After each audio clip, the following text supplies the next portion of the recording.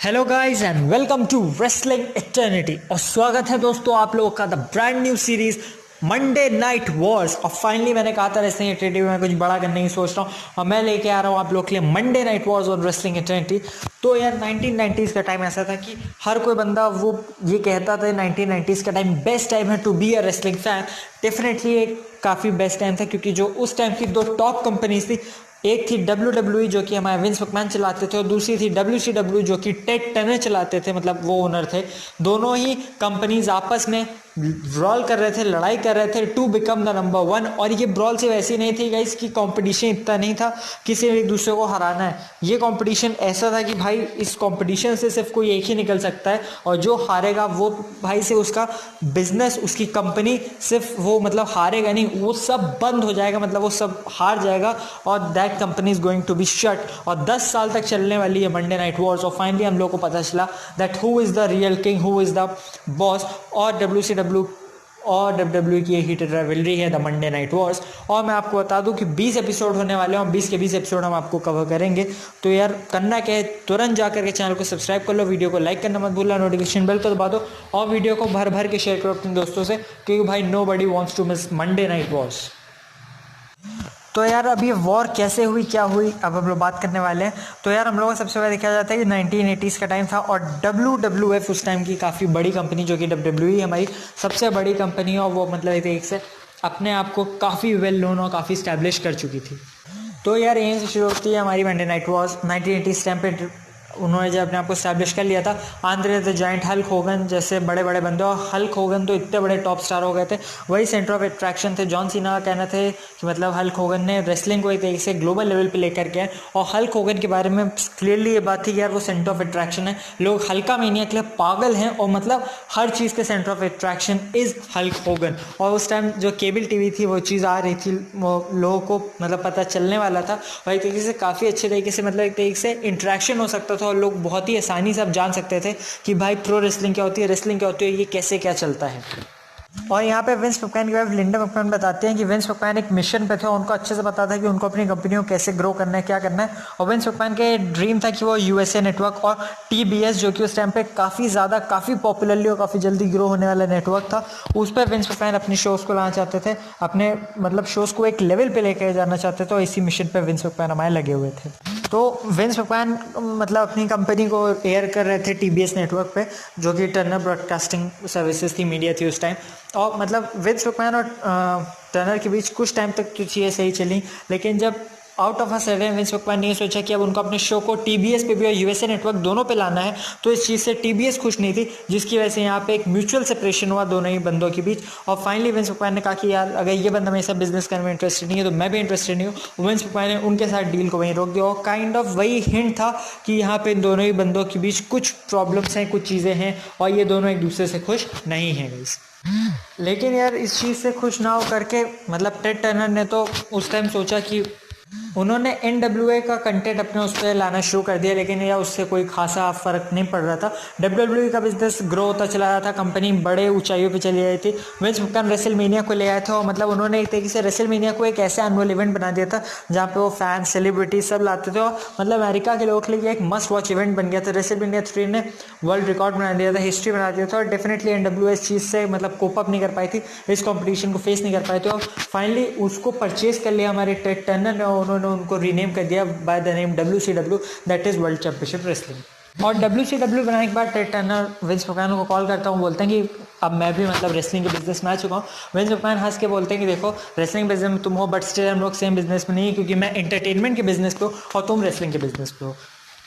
और WCW ने मतलब अपने शुरुआती सालों में कुछ भी कमाल नहीं किया था, ऑल्दो उनके पास टेड टर्नर के पास काफ़ी रिसोर्सेज थे, बट उन्होंने अपनी कंपनी को इतने लोगों में बांट दिया था, कंपनी कुछ भी ज़्यादा अच्छा नहीं कर पाई थी। दूसरी तरफ WWE की बात करें तो उनके लिए भी चीज़ें अच्छी नहीं जाई थी, क्योंकि अब उनकी रेटिंग गिरना शुरू हो गई थी, उतनी चीज़ें नहीं आई थी, लोग टेप शो देख देख के परेशान हो गए थे और उस टाइम पे विंस मैकमैन को कुछ करने की बहुत ज़रूरत थी। तो उन्होंने एक मिशन लिया, एक तरीके से एक चैलेंज लिया अपने ऊपर, उन्होंने लॉन्च कर दिया मंडे नाइट रॉ को और सबसे पहला उन्होंने एक लाइव शो कर दिया। और इस शो का मंडे नाइट रॉ जो नाम रखा गया वो इसलिए रखा गया क्योंकि भाई ये लाइव है और जो भी कुछ भी होगा, गलत होगा सही होगा, जो भी होगा वो लाइव होगा, ऑडियंस के सामने होगा और इस पर मेरा कोई भी कंट्रोल नहीं है, इसलिए उस शो का नाम रख दिया मंडे नाइट रॉ। और अमेरिका के क्राउड ने विंस मैकमैन को फेल भी नहीं किया, क्योंकि उन्होंने लिटरली उनको ये कॉन्सेप्ट काफ़ी पसंद आया और उन्होंने लिटरली विंस मैकमैन के इस आइडिया को लव करना शुरू कर दिया गाइस।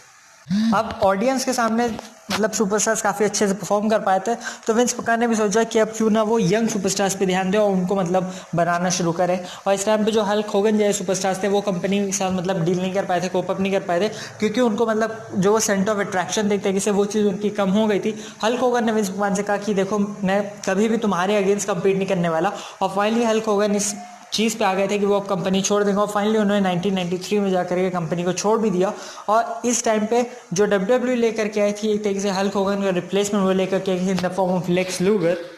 अब लेक्स लूगर ऑल्दो उतना अच्छा तो परफॉर्म नहीं कर पाए जैसे हमारे हल्क होगन करते, बट स्टिल वो कंपनी को आगे लेकर जा रहे थे, कंपनी हेल्प हो रही थी। उस टाइम लाइव टीवी काफ़ी कॉस्टली था और विंस मैकमैन से एक ही प्रॉब्लम थी, वो थी उनका बजट, और इसलिए विंस मैकमैन ऑल्टरनेटिवली लाइव जाया करते थे, मतलब एक हफ्ते टेप शो फिर एक हफ्ते लाइव। ऑडियंस को ज़्यादा दिक्कत नहीं, और WWE धीरे धीरे खुद को ग्रो कर रही थी और मतलब वो इस प्लान पे भी चल रहे थे कि उनको एकदम से बहुत स्टेप्स नहीं ले रहे हैं, वो धीरे धीरे खुद को ग्रो करते जाएंगे और मतलब इस चीज़ में खुद को बढ़ाते चले जाएंगे। सो WWE की सक्सेस देख करके WCW तो भाई काफ़ी ज़्यादा परेशान हुई थी, और 1991 के साल में उन्होंने हमारे एरिक बिशॉफ को पहले तो मतलब ऐसे ही लेकर के आए थे वो एक अनाउंसर के तौर पे, लेकिन उनको शो का एग्जीक्यूटिव डायरेक्टर बना करके प्रमोट कर दिया गया था फॉर WCW। और क्योंकि टेड टर्नर के पास अपना खुद का मैं कह सकता हूँ कि पूरा प्रोडक्शन हाउस था, टीवी सेटअप था सब, बट स्टिल उनकी जो क्वालिटी थी मतलब वो WWE के कंपैरिजन में उतनी अच्छी नहीं थी। बट स्टिल जब एरिक बिशॉफ सबसे पहले ऐसे बंदे बने जिनको कंट्रोल मिला ओवर WCW, तो उन्होंने सोचा कि वो मतलब WWE तो इस बिजनेस में काफ़ी अच्छी है, लेकिन मैं कुछ चीज़ें कुछ चेंजेस कर सकता हूँ एंड उसके बाद मैं इस कंपनी को भी कुछ हद तक कहीं कुछ सक्सेस पहुँचा सकता हूँ। तो उन्होंने 2 मेजर चेंजेस किए। सबसे पहला उन्होंने चेंज किया था वो उन्होंने भाई उठा के कमेंट्री टीम को बदल दिया था, क्योंकि वो जो पहली कमेंट्री टीम थी वो काफ़ी बोरिंग थी, और उस कमेंट्री टीम को उन्होंने बदलना सबसे पहला मेजर एक अच्छा टास्क समझा। और दूसरी चीज़ जो उन्होंने की वो भाई वो बोरिंग लाइटेड एरिना से वो निकल आए और उन्होंने डिज्नी के उनमें शूटिंग शुरू कर दी। और ऑब्वियसली बात है इस चीज़ के लिए टेड टर्नर के पास काफ़ी पैसा था, काफ़ी रिसोर्सेज थे, तो डेफिनेटली WCW को इन दोनों चीज़ों में कोई भी दिक्कत नहीं है। और यहीं से मतलब चीज़ें हुई कि हल्क होगन हमारे बिजनेस में वापस आए, क्योंकि ऑल्दो हल्क होगन ने कहा था रेसलिंग से डन हो चुके हैं, वो चले गए थे, बट उस टाइम हल्क होगन अपने किसी शो के लिए थंडे इन पैराडाइज के लिए वहाँ शूट कर रहा था। लकीली उसी टाइम पे वो मिल गया पूरी WCW की क्रू से, एरिक बिशॉफ से, और कहीं ना कहीं ये एक हिंट था कि हल्क होगन अब आने वाले हैं वापस इन द रेसलिंग बिजनेस। और फाइनली भाई 6-7 महीने के डिस्कशन के चलने के बाद हल्क होगन ने सोचा कि वो पहले की तरह भी पॉपुलर हो सकते हैं, और फाइनली जून 1994 में हल्क होगन को रिवील कर दिया गया एज अ WCW सुपरस्टार। जिस बड़े ब्रेक के लिए एक चीज़ थी WCW रुक रही थी वो उनको मिल गया था इन the form of Hulk Hogan, क्योंकि हल्क होगन बन चुके थे अब एक WCW के सुपरस्टार। और WCW को एक नेशनल लेवल पे ग्लोबल लेवल पे एक जो राइस चाहिए था वो उनको इन the form of Hulk Hogan मिला। और मतलब ये बताया जाता है हम लोगों को कि अगर आपको कंपटीशन में रहना है तो आपको ऐसा करारा जवाब वो ऐसा कंपटीशन देना चाहिए कि आपके अपोनेंट के मुंह पे एक तरीके से तमाचा टाइप हो जाए। और विंस मैकमैन कहते हैं कि हल्क होगन का वहाँ जाना WCW में उनको बिल्कुल भी पसंद नहीं है, तो वो काफ़ी दुखी थे, बट स्टिल WCW ने जितना पैसा उन पर इन्वेस्ट किया था हल्क होगन ने डेफिनेटली उस चीज़ को डिलीवर करके दिया, क्योंकि मतलब WCW को जो एक काफ़ी बड़ा ब्रेक चाहिए था वो उनको मिल रहा था हल्क होगन के आने से, उनकी पॉपुलैरिटी बढ़ रही थी गाइस। हल्क होगन का डेब्यू हमको मतलब बीच एट द बैच पे उनका हम लोगों को डेब्यू देखने को मिला, और लिटरली गाइस उन्होंने मतलब ना ही उनका रिकॉर्ड वाला वो तोड़ाया, उनकी टीवी रेटिंग से भी उन्होंने एक ऑल टाइम ग्रेट हाइट्स पे हल्क होगन ने अपने से एक डेब्यू से पहुंचा दिया था गाइस फॉर WCW। तो यार WCW ने सोचा कि अगर हल्क होगन जैसे एक बंदा उनको इतनी पॉपुलैरिटी दिला सकता है तो उन्होंने सोचा क्यों ना हम एक और बड़ा मूव करें। उन्होंने बेसिकली रैंडी सैवेज, जिनको 1980s में WWE को रेसलिंग करने को ज़्यादा दे नहीं रही थी, उनको वापस बुलाना ठीक समझा। उन्होंने एक कॉन्ट्रैक्ट ऑफर कर दिया। WWE उनको मतलब कमेंट्री टेबल पे बैठा दिया था और WWE उनको मौका नहीं दी थी रेसलिंग करने का, बट WCW ने ये चीज़ दी और फाइनली रैंडी सैवेज भी चलेगा। और विंस मैकमैन ये चीज़ खुद कमेंट्री पे बैठ करके बता रहे होते हैं कि WWE और रैंडी सैवेज के बीच कोई भी डील नहीं हो पाई, इसकी वजह से वो एक WCW सुपरस्टार बन चुके हैं और वो उनको गुड लक विश करते हैं उनके आगे के करियर में, उनके लाइफ में। तो डेफिनेटली भाई ऐसा लग रहा था कि भाई टेड चंड ने तो भाई खाली जगह दे दी है एरिक बिशॉफ के हाथ में, और भाई उन्होंने कहा भाई तुमको जितना पैसा लगाना है जहाँ जो लगाना है वैसे लगाओ, कोई भी दिक्कत नहीं है मुझे। और डेफिनेटली एरिक बिशॉफ ने कुछ ऐसा करके भी दिखाया, क्योंकि जब से WCW फॉर्म हुई थी वो कभी भी प्रॉफिटेबल कंपनी नहीं बनी थी, लेकिन एरिक बिशॉफ के कंट्रोल में आते ही 18 महीने के अंदर ही